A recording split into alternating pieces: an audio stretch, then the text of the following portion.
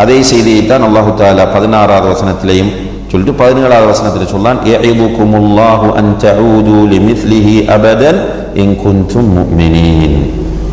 நீங்கள் மூமின்களாக இருந்தால் இவ்வாறான செயல்களின் பின்னால் இதற்கு பிறகு செல்லக்கூடாது என்று அல்லாஹ் உங்களுக்கு வாழ் செய்கிறான், உபதேசம் செய்கிறான்.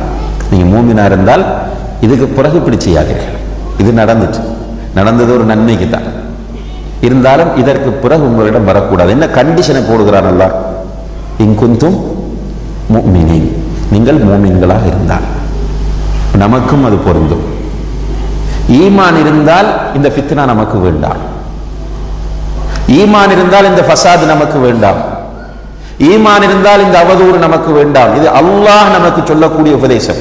ஈமான் இல்லை என்றால் விரும்பியதை செய்யுங்கள்.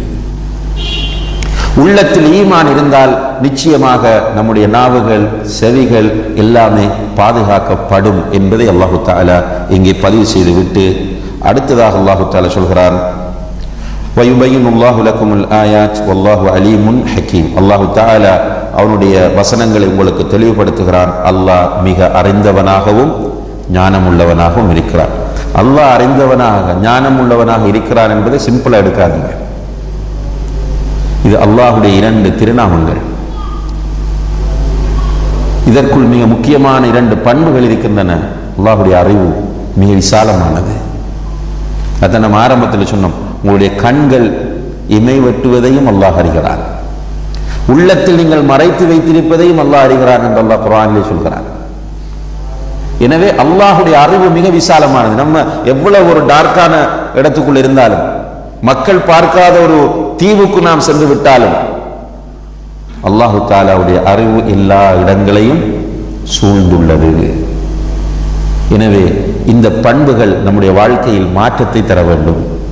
அடுத்ததாக அல்லாஹு தஆலா சொல்கிறான், இன்னல்லதீன யுஹிப்பூன அன் தஷீஅல் ஃபாஹிஷத்து ஃபில்லதீன ஆமனூ லஹும் அஸாபுன் அலீமுன் ஃபித் துன்யா வல் ஆখিরা. யாரெல்லாம் மூமின்கள் மத்தியில், ஈமான் கொண்டவர்கள் மத்தியில் ஆபாசமும் விரசமும் பரவ வேண்டும் என்று விரும்புகிறாரோ, யாரெல்லாம் ஈமான் கொண்டவர்கள் மத்தியில் ஆபாசமும் விரசமும் பரவ வேண்டும் என்று விரும்புகிறாரோ, லஹும் அஸாபுன் அலீமுன் ஃபித் துன்யா வல் ஆখিরা, அவர்களுக்கு இந்த உலகத்திலும் மறுமையிலும் வேதனை தரும் தண்டனை இருக்கிறது. வல்லாஹு யஅலம் வ அன்தும் லா தஅலமூன். அல்லாஹ் அறிவான், உங்களுக்கு தெரியாது. அல்லாஹ் சொல்கிறான், அல்லாஹ் அறியக்கூடியவனாக இருக்கிறார், உங்களுக்கு தெரியாது. அன்புள்ள சகோதர சகோதரிகளே, மூமின்களுக்கு மத்தியில் ஃபாஹிஷத், ஆபாசம் விரசம் பரவ வேண்டும் என்று விரும்பினால் அவருக்கு இம்மையிலும் மறுமையிலும் தண்டனை. அப்ப பரப்பினால் நல்ல வாஜிப். நல்ல கவனமாக பாருங்க இந்த வசனத்தை. சும்மா நினைத்தால் அவருக்கு இம்மையிலும் மறுமையிலையும் கடுமையான தண்டனை இருக்கிறது. அப்ப பரப்புறவங்க, இன்றைக்கு ஆபாசத்தை பரப்புவதற்கான முயற்சிகள் நிறைய நடக்குது. முஸ்லிம்கள் தியேட்டர் வைக்கிறாங்க. என்னது தியேட்டர் வைத்தால் என்ன அர்த்தம்? ஆபாசத்தை விரசத்தை பரப்புகிறார்கள். அதே மாதிரி இந்த சிடி டிவிடி விற்கிற கடைகள் வச்சுட்டு இருக்கிறாங்க முஸ்லிம்கள். சினிமா படங்களை காண்பிக்கக்கூடிய, அதே மாதிரி இந்த நண்பர்களுக்கு மத்தியில் சிடி இஷ்யூ பண்ற சிஸ்டம் இருக்கு. இன்றைக்கு ஒரு படம் கிடைக்கும், ஒருவருக்கு புதிய சினிமா படம் ஒன்று கிடைக்கும், பார்த்துட்டு நல்ல படம் ஒன்று வந்திருக்கேன்னு தூக்கி கொடுப்பார். அல்லது இன்டர்நெட் பயன்படுத்தக்கூடியவங்க என்ன சொல்றாங்கன்னா, இந்த இன்றைக்கு புது படம் ரிலீஸ் ஆயிருக்கு, இந்த சைட்ல வரைக்கும் போய் பாருங்க. இதெல்லாம் பரப்புவது, ஆபாசத்தை விரசத்தை பரப்புவது. இன்னும் ஒரு பக்கம் என்ன செய்யற அன்புள்ள சகோதர சகோதரிகளை, சிலர் இந்த சமுதாயத்தில் நடக்கக்கூடிய சில அசிங்கங்களை மக்கள் மத்தியில் பேசுறது, இதுவும் ஒரு வகையான ஆபாசத்தை பரப்புவதுதான்.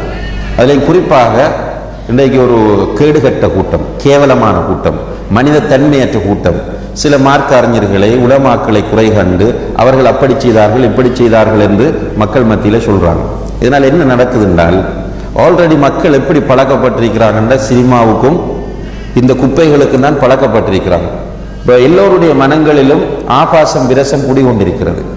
கண்ணதாசன் ஒரு புத்தகத்திலே சொல்லுகிறார் என்றால், இன்றைக்கு ஒருவன் விபச்சாரம் செய்யாமல் இருக்கிறான் என்றால் அதற்கு காரணம் 2 தானா.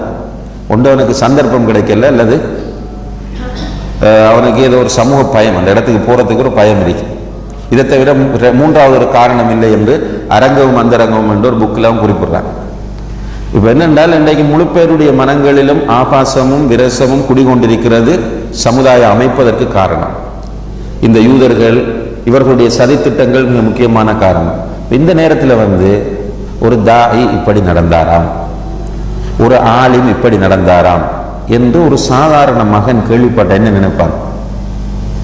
ஆலிம் இப்படி பண்ணிருக்கக்குள்ள நம்ம பண்ணினா என்னன்னு நினைப்பான்.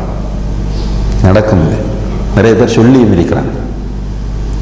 இந்த செய்திகளை மக்கள் மத்தியில், ஆலிம் தவறு செய்யக்கூடியவர் தான், ஆலிம் மலக்கல்ல, தாயும் மலக்கல்ல. ஆனால் இஸ்லாம் என்ன சொல்லுது? அப்படி தப்பு செய்திருந்தால் அவரை தௌபா செய்ய சொல்லுகிறது. மக்களுக்கு என்ன சொல்லுது? மறைக்க சொல்லுது.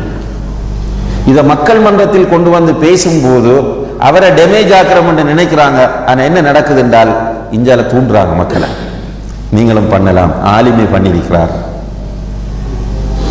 அப்போ நோயோடு இருக்கிற இளைஞர்கள், நோயோடு இருக்கக்கூடிய மக்கள் இந்த ஆபாசத்திற்குள்ளும் விரசத்திற்குள்ளும் விழுவதற்கு இது ஒரு காரணமாக அமைகிறது. அதனால இந்த செய்திகளை ஒருவர் இப்படி நடந்து கொண்டாராம், இப்படி, இது கண்டிப்பாக தவிர்க்கப்பட வேண்டிய ஒன்று.